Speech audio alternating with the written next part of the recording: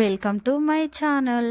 ఈరోజు మన రెసిపీ వచ్చేసండి మీల్ మేకర్ ఫ్రై అనేది ప్రిపేర్ చేసుకుందామండి.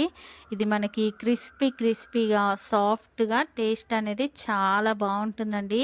దీనికోసం అన్నీ ఇంట్లో ఉండే వాటితో పెద్ద ఎక్కువ ఐటమ్స్ ఏం వాడకుండా సింపుల్గా మనం ఫ్రై అనేది ఇలా ప్రిపేర్ చేసుకుంటే ఇది మనం పప్పుచారులో కానీ రసంలో కానీ అలాగే డైరెక్ట్గా కూడా తినొచ్చండి. టేస్ట్ అనేది చాలా బాగుంటుంది. సింపుల్గా మనకి ఈ ఫ్రై అనేది రెడీ అయిపోతుందండి. తప్పకుండా మీరు కూడా ట్రై చేయండి. ఇప్పుడు మనం ఫ్రై ప్రిపేర్ చేసుకోవడానికి ముందుగా ఇలా స్టవ్ పైన ఒక పాన్ పెట్టేసుకొని దాంట్లో ఒక 3 టేబుల్ స్పూన్ల ఆయిల్ అనేది యాడ్ చేసుకోవాలండి. ఇలా ఆయిల్ అనేది యాడ్ చేసుకున్నాక ఆయిల్ అనేది బాగా వేడెక్కాక దీంట్లోనే కొంచెం కరివేపాకు అనేది కూడా యాడ్ చేసుకొని అలాగే ఒక 10 నిమిషాల ముందు నానపెట్టుకున్న మీల్ మేకర్స్ అనేది ఒక 1 కప్ అనేది యాడ్ చేసుకుంటున్నానండి. ఇలా 1 కప్పు మీల్ మేకర్ అనేది యాడ్ చేసుకున్నాక మనము ఇదనేది కలుపుకోవాలండి. ఇలా బాగా నూనెలో మనకి ఈ మీల్ మేకర్ అనేది ఆయిల్లోనే మంచిగా క్రిస్పీగా వచ్చే వరకు అనేది ఇలా కంటిన్యూస్గా కలుపుకుంటూ ఒక 10 నిమిషాల పాటు అనేది ఇలా వేయించుకోవాలండి.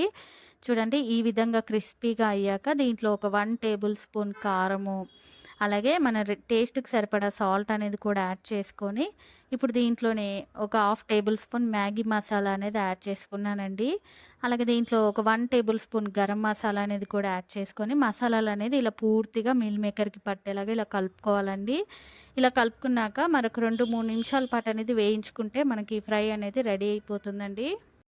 మన ఫ్రై అనేది చక్కగా వేగిపోయిందండి. స్టవ్ ఆఫ్ చేసుకుందామండి. ఎంతో టేస్టీగా చూసారు కదండీ! సింపుల్‌గా అన్నీ ఇంట్లో ఉండే వాటితో ఇలా ఎక్కువ ఐటెమ్స్ ఏం వాడకుండా ఈ విధంగా మీల్ మేకర్ ఫ్రై అనేది ప్రిపేర్ చేసుకుంటే టేస్ట్ అనేది చాలా బావుంటుందండి. క్రిస్పీగా ఇది పప్పుచారులోకి, రసంలోకి అలాగే తిన్నా కూడా టేస్ట్ చాలా బావుంటుందండి. తప్పకుండా మీరు కూడా ఒక్కసారి ఈ విధంగా మీల్ మేకర్ ఫ్రై అనేది ట్రై చేసి ఎలా వచ్చిందో కామెంట్స్ చేయండి. అలాగే లైక్ చేయండి. నా మరిన్ని వీడియోస్ కోసం ప్లీజ్ మన ఛానల్‌ని సబ్స్క్రైబ్ చేయండి, షేర్ చేయండి. Thank you for watching the video.